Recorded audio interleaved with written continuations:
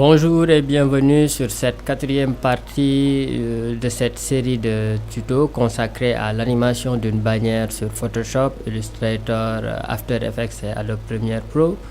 Donc aujourd'hui, on va se concentrer sur l'animation de la bannière sur After Effects. La fois passée, on avait déjà enregistré notre fichier Photoshop.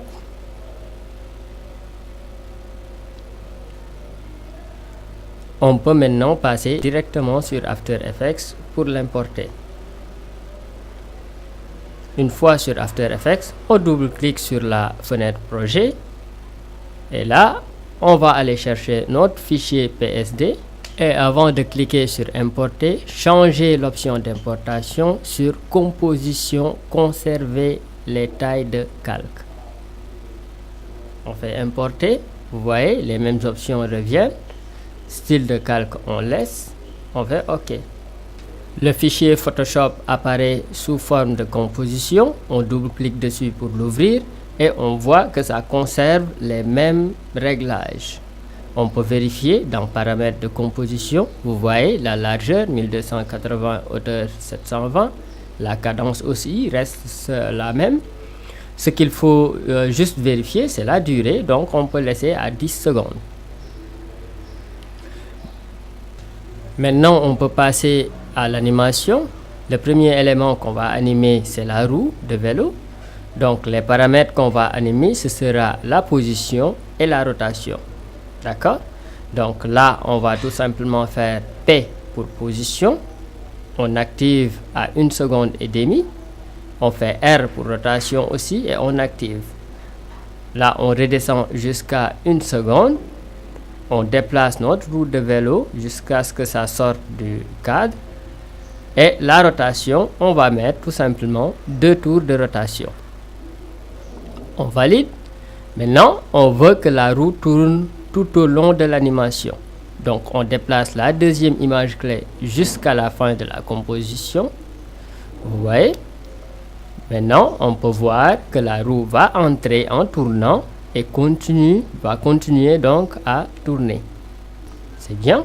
Il nous faut juste maintenant régler le problème de la sortie. On sélectionne la deuxième image clé de position. On déplace notre curseur à 8 secondes et demie et on fait CTRL-C, CTRL-V. On va faire la même chose pour la première image clé. On sélectionne, on déplace jusqu'à 9 secondes et on fait CTRL-C, CTRL-V. On a fini avec l'animation de la roue. On va passer maintenant à la première barre de titrage. Donc, on ferme la roue, on sélectionne la barre, on va jusqu'à 1 seconde et on fait P pour position. On revient à 0,5 secondes. On déplace notre barre jusqu'à ce que ça sorte du cadre. Maintenant, pour la sortie, on va déplacer notre curseur jusqu'à 9 secondes. On sélectionne la deuxième image clé, CTRL-C, CTRL-V. On déplace encore le curseur à 9 secondes et demie. On sélectionne la première image clé, on fait la même chose, CTRL-C, CTRL-V. Et voilà, donc notre barre qui apparaît et disparaît. On va attaquer la deuxième barre. Cette fois-ci, on va faire quelque chose d'un peu plus compliqué. On va activer les options 3D. Et là, on va animer la position, on fait P, on se met à 0,5 secondes et on active la position. On fait R, on active l'orientation aussi. Et là, U pour afficher tout simplement les deux images clés. Et là, on va d'abord jouer sur l'orientation. On met 180 degrés sur X. Vous voyez?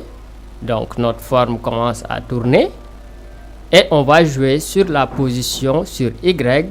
On va faire sortir tout simplement notre forme du cadre.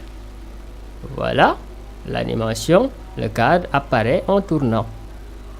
OK? Donc, on va gérer maintenant la sortie de la même façon. On va jusqu'à 9 secondes et demie. On sélectionne les deux dernières images clés, CTRL-C, CTRL-V. On revient sur les deux premières images clés, on fait CTRL-C, on va jusqu'à la fin et on fait CTRL-V. Voilà, notre animation est terminée. Vous voyez la bannière qui apparaît et disparaît. Maintenant, pour faire un peu plus nice, on va activer les options de flou et on n'oublie pas de les activer sur les calques aussi.